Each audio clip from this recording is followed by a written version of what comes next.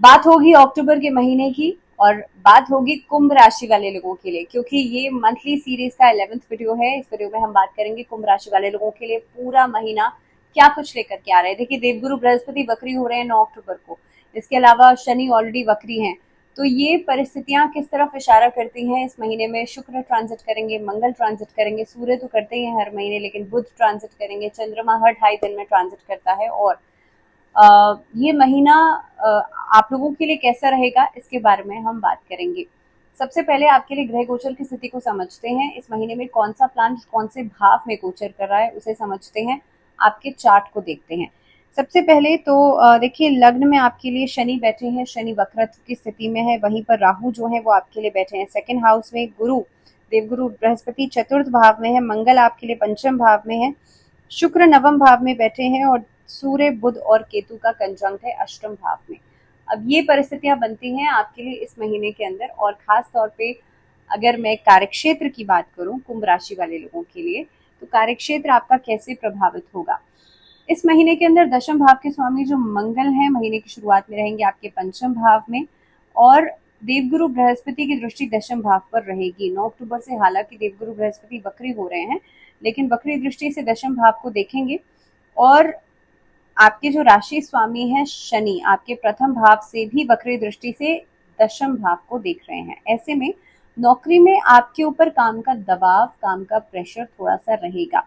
इस अवधि में आपको कोई भी काम को बार बार एफर्ट के साथ करना पड़ सकता है, बार बार उसके लिए स्ट्रगल करना पड़ सकता है, लेकिन कहीं ना कहीं पे लंबे समय तक आप मेहनत करने के बाद आपको उसका फल जरूर मिलेगा, लाभ जरूर मिलेगा। ऐसा नहीं है कि एंड में आपको हताश होना पड़ेगा, एंड में आपको कोई भी रिजल्ट नहीं मिलेगा, एंड में आपको लाभ जरूर मिलेगा। 20 अक्टूबर से मंगल आपके छठे भाव में आ जाएंगे, नौकरी में बेहतर परिस्थितियां लेकर के आएंगे, बेहतर निर्णय लेने की क्षमता लेकर के आएंगे। 10 अक्टूबर से बुध और 17 अक्टूबर से सूर्य आपके तुला राशि में यानी कि आपके नवम भाव में आ जाएंगे। उसके बाद शुक्र जो है 13 अक्टूबर से आपके दशम भाव में चले जाएंगे। इसके बाद आपके लिए एक स्थानांतरण का योग बन सकता है, चेंज ऑफ प्लेस का योग बन सकता है। बेहतर नौकरियां मिलेंगी, लेकिन चुनौतियां रहेंगी किसी नई जगह पर। तो ये परिस्थिति जो है वो बन सकती है। दूसरी बात, अष्टम भाव में सूर्य बुध और केतु विराजमान है, जिसकी वजह से व्यापारिक रूप से चुनौतियां आ सकती हैं। कोई काम अटक सकता है, हो सकता है आपने किसी चीज के लिए सोचा, आपने टारगेट किया, लेकिन उसके बाद बिकॉज ऑफ सम रीजंस आप उस काम को नहीं कर पा रहे हैं, या वो काम आगे नहीं बढ़ पा रहा है, उसकी वजह से दिक्कतें आ सकती हैं। काम बीच में रुक जाने की वजह से दिक्कतें आ सकती हैं, और ये व्यापारिक रूप से आपको परेशान कर सकता है। अगर किसी सिलसिले में आप यात्रा करने जा रहे हैं, तो यात्रा में कहीं पे रुकावट आ जाएगी, कहीं पर आप जाकर के वहीं पर अटक सकते हैं। तो इस तरीके की परिस्थितियां जो है वो बन सकती हैं। लेकिन 20 अक्टूबर के बाद आप अपने व्यापार को, अपने काम को विस्तार दे सकते हैं, काम में एक्सपेंशन हो सकती हैं। आर्थिक रूप से देखा जाए तो महीना उतार चढ़ाव वाला बिल्कुल रहेगा, क्योंकि दूसरे भाव में राहु उपस्थित हैं, जो कि धन संचय करने में समस्या करेंगे।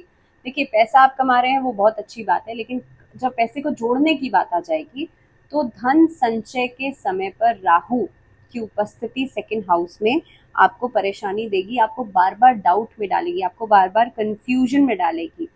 उसके बाद अष्टम भाव में सूर्य बुध और केतु की मौजूदगी आपको गुप्त रूप से धन दे सकती है, लेकिन शुक्र महाराज जो नवम भाव में बैठे हैं वो सुख सुविधाओं के ऊपर धन खर्च भी करवा देंगे। तो संभव पैसा आएगा, लेकिन कहीं ना कहीं पे शुक्र की उपस्थिति जो नवम भाव में है वो आपको लग्जरीज का आनंद लेने के लिए मजबूर करेगी, और आप ऐसी चीजों के ऊपर धन खर्च कर सकते हैं। इस महीने के अंदर वाहन खरीदने के ऊपर अच्छा खासा खर्च हो सकता है। हालांकि आप देखेंगे कि चिंताएं जो है वो खत्म भी हो रही हैं। ऐसा नहीं है कि अगर मैं कह रही हूँ आर्थिक स्थिति आपके लिए उतार चढ़ाव वाली रहेगी तो सब कुछ नेगेटिव ही होगा, ऐसा नहीं है। पैसा आएगा, पैसे का आप भरपूर तौर से आनंद भी लेंगे। कहने का मतलब ये है कि आप लग्जरीज को भोगेंगे, लेकिन फिजूल खर्ची से बचना चाहिए। ये सोचने की या समझने की बात है। पैसा आप कमा रहे हैं, खर्च कर रहे हैं, कोई प्रॉब्लम नहीं है, लेकिन फिजूल खर्ची जो है उससे बचिए, उससे थोड़ा सा परहेज कीजिए। इस महीने के अंदर समय का और धन का दोनों का सदुपयोग कैसे करना है, ये थोड़ा सा आपको बैलेंस बनाने की जरूरत है। नहीं तो महीने की शुरुआत में शेयर बाजार में निवेश करने का जोखिम थोड़ा सा कम रखिएगा। हालांकि लेटर ऑन आपके लिए स्थितियां बेहतर रहेंगी, लेकिन शुरुआती समय में थोड़ा सा शेयर मार्केट से बचेंगे तो बेहतर रहेगा।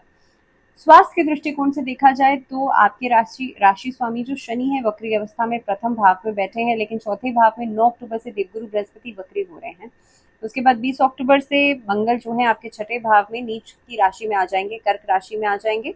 और महीने की शुरुआत में सूर्य बुध और केतु का कंजंक्ट है अष्टम भाव में, यानी कि स्वास्थ्य के प्रति अगर आप सजग नहीं रहेंगे तो समस्याएं बिल्कुल आएंगी, प्रॉब्लम्स बिल्कुल आएंगी। पेट से जुड़ी हुई समस्या परेशान कर सकती है, बहुत ज़्यादा गैस्ट्रिक इश्यूज, अल्सर्स की दिक्कत परेशान कर सकती है।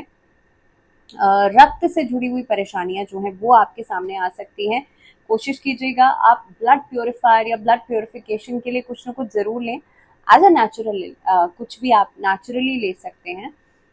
तो इस अवधि में कोशिश ये करें कि आप अपने इम्यूनिटी को स्ट्रॉन्ग करें, फिटनेस के ऊपर ध्यान दें, व्यायाम ज़रूर करें, आप योग ज़रूर करें और खाने पीने की जो खान पान जो अपना है उसको आप सुधारें ज़रूर। रिश्तों के लिहाज से मैं बात, एक छोटी सी चीज़ और, स्वास्थ्य के लिहाज से जो लोग डायबिटीज़ के पेशेंट हैं या जिन लोगों को ऐसी कोई समस्या है, लिवर से, पैनक्रियास से संबंधित फैटी लिवर की समस्या रहती है, उनको तो इस अवधि में ज़रूरी है कि आप अपने खान पान का ध्यान रखें और कोशिश ये करें कि अपनी जो मेडिसिन है उनको स्किप नहीं करें, और अगर कोई शुरुआती समय में कोई बीमारी है तो उसमें सेल्फ मेडिकेट करने से बचिएगा। अब बात करते हैं आपके लिए लव रिलेशनशिप्स की। तो पंचम भाव के स्वामी जो बुध है महीने की शुरुआत में अष्टम भाव में रहेंगे सूर्य और बुध के साथ, सूर्य और केतु के साथ। मंगल जो है पंचम भाव में बैठे हैं, ऐसे में लव रिलेशनशिप्स के लिए एक दूसरे के अंदर कमियां निकालने की बहुत ज्यादा कोशिश की जाएगी और उसकी वजह से शॉर्ट टर्म ब्रेकअप्स हो सकते हैं, कुछ समय के लिए सेपरेशन हो सकता है। 10 अक्टूबर से बुध अष्टम भाव से निकल के आपके नवम भाव में जाएंगे, यहाँ से समस्याओं में कमी आएगी और कम्युनिकेशन बढ़ने लगेगा, क्योंकि बुध जो है कम्युनिकेशन का प्लैनेट है, बुध कम्युनिकेशन को बढ़ाएगा नवम भाव में जाते ही। वहीं पे अगर 20 अक्टूबर से देखा जाए तो मंगल आपके पंचम भाव से निकल के छठे भाव में आ जाएंगे। अब मंगल फिफ्थ हाउस से जैसे ही निकलेंगे तो आपके लिए जो प्रॉब्लम्स, जो ईगोइस्टिक इश्यूज अभी तक चल रहे थे वो खत्म हो जाएंगे और यहाँ से नजदीकियां बढ़ेंगी। वैवाहिक जीवन की बात की जाए तो देखिए पूरे महीने वक्री शनि जो है वो आपके लग्न में है, ससुराल पक्ष से समस्याएं बिल्कुल बनाएंगे। सप्तम भाव पे दृष्टि पड़ती है तो ये समय ऐसा है कि दिक्कत करेगा आपकी मैरिज लाइफ के अंदर। सप्तम भाव के स्वामी सूर्य महीने की शुरुआत में रहेंगे अष्टम भाव में, ससुराल पक्ष से दिक्कतें और वहां से कुछ ना कुछ कॉन्स्पिरेसी आपके लिए हो सकती है। इस अवधि में गलत फहमियों से बचेगा। आपसे रिश्तों में खासतौर पे अगर मैं दाम्पत्य जीवन की बात करूं, छोटी छोटी बातों पर रिएक्ट करने से बचेगा। इवन इफ अगर आपको ऐसा लग रहा है कि लंबे समय से कुछ चीजें एक्यूमुलेट हो रही हैं, तो यहाँ पर इस महीने के अंदर एटलीस्ट 18 अक्टूबर तक कोशिश कीजिएगा आप चीज़ों को जितना मिनिमाइज कर सकते हैं उतना आपके लिए अच्छा रहेगा। एक बहुत इंपॉर्टेंट चीज़ कि यहाँ पर आपको अपने जीवन साथी की सेहत का ध्यान रखना भी बहुत इंपॉर्टेंट है। उनकी सेहत भी इस अवधि में इम्पैक्ट हो सकती है 15 या 18 अक्टूबर तक। पारिवारिक जीवन की बात करें तो इस महीने में दूसरे भाव में बैठे हैं राहु और दूसरे भाव के जो स्वामी है देवगुरु बृहस्पति, वो चतुर्थ भाव में बैठकर के वक्री हो जाएंगे 9 अक्टूबर को और अष्टम भाव में सूर्य बुध और केतु। पारिवारिक जीवन में कहीं ना कहीं पे असंतुष्टि रहेगी, छोटी छोटी बातों को लेकर के आप सोचेंगे कि भाई आपने कुछ किया, कोई डिसीजन लिया, लेकिन उसके बावजूद भी एक असंतुष्टि का भाव आपके मन में रहेगा। पारिवारिक तनाव जो है वो लगातार बना रह सकता है। 17 अक्टूबर के बाद परिस्थितियों में सुधार आएगा, लेकिन मदर की हेल्थ को लेकर के थोड़ा सा कॉशियस रहिएगा। इस अवधि में 18 अक्टूबर के बाद कोई अच्छी खबर मिलेगी, लेकिन उससे पहले पारिवारिक रूप से कहीं पैसे का इन्वेस्ट करने को अवॉइड कीजिएगा। इस महीने के अंदर आप देखेंगे जब मंगल छठे भाव में चले जाएंगे 20 अक्टूबर को, तो भाई बहनों के साथ रिश्तों में चुनौतियां आ सकती हैं। ऐसी स्थिति के अंदर आपके जो रिश्ते ऑलरेडी चल रहे हैं उसमें एक परस्परता में कमी आप लोग देखेंगे, सामंजस्य जो है वो उतना नहीं बन पाएगा जितना कि आप सोच रहे हैं, जितना आप एफर्ट कर रहे हैं, जितना आप कोशिश कर रहे हैं। तो कहीं ना कहीं पे इस फ्रंट पे देखा जाए तो आपको थोड़ी सी मेहनत ज्यादा करनी पड़ेगी। स्टूडेंट्स की मैं बात करूं तो पंचम भाव में महीने की शुरुआत में बैठे हैं मंगल। आपका प्रोडक्टिविटी तब बढ़ेगी जब आप मेहनत करेंगे और मेहनत आपका जो दृढ़ संकल्प है वो दिखाई देता है महीने की शुरुआत में। आपकी जो एफर्ट है, हार्डवर्क है, मेहनत है, वो डेफिनेटली दिखाई दे रही है।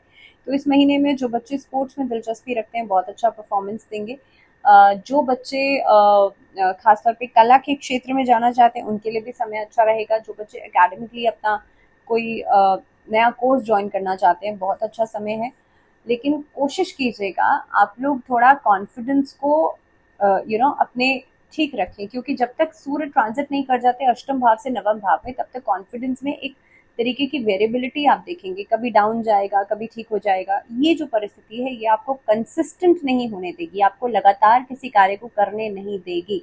बेशक से आप जितना मर्जी हार्ड वर्किंग हो जाएं, जितना मर्जी आप मेहनती हो जाएं, लेकिन ये जो कॉन्फिडेंस में कभी कभी गिरावट आएगी ना, वो परेशानी का कारण बनेगी। तो इसलिए नियमित रूप से सूर्य को अर्घ दीजिएगा। तांबे के लोटे से ओम आदित्याय नमः इस मंत्र का जप कीजिएगा।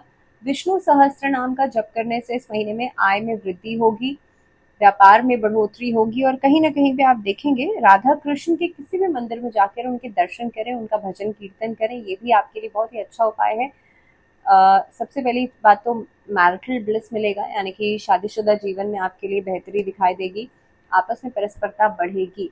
इसके साथ साथ इस महीने में जो दंपति हैं उनको कोई अच्छी खबर मिल सकती है इशू से रिलेटेड, यानी कि आपके जीवन में कोई नया मेहमान आ सकता है। तो ये भी कहीं ना कहीं पे एक जो प्लानिंग है वो बनती हुई नजर आती है कुंभ राशि वाले लोगों के लिए।